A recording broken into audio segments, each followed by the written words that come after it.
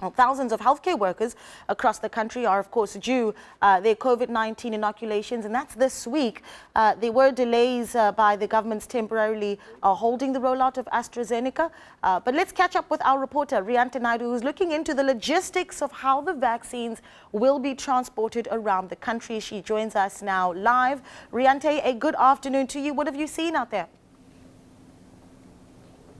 Well, Naledi, it's been a really exciting morning here in Johannesburg. We're at a company called Renergen's headquarters, and the company is a natural gas company, and essentially what they've done is created a prototype freezer. It's a storage facility that can store vaccines at up to a negative 150 degrees if that's what's needed. Now, I think what's really brilliant about it, what we've seen this morning, is that it doesn't require any power at all and can maintain these ultra cold temperatures, even if the container is sitting out in the sun. Now, Naledi, I think it's a bit more exciting to at least show our viewers what I'm talking about. So over here to my left, I'm actually joined by Steph Marani, who's the CEO of Renergen.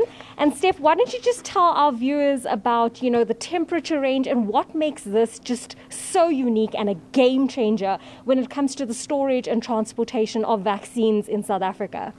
So look, to begin with, the fact that this can hold vaccines from minus 150 all the way up to the 2 to 8 range means that you're playing with 158 degree temperature range. Now, even with electricity, you're not going to get that from a normal freezer. The second thing is that without any form of power whatsoever, these cases, this is a big one, there's also a small one, these cases can go out into the field for up to 25 days with no electricity. That means that your nurse can go out with the little case into the most rural parts of any country, not just South Africa, but we're talking about all of the developing worlds. And you can use this not only for Pfizer, but you can use this for polio, measles, any form of vaccine out there. And you don't have to keep going back to home base. Okay, perfect. Well, Naledi, just to show you, that was quite an explanation, but these are some vaccine vials. This was kept in here at, what is the temperature, Steph? A negative 120? Minus 120. Negative 120 degrees. It's absolutely freezing. I've put a pair of gloves on just to be able to hold it slightly longer to show you.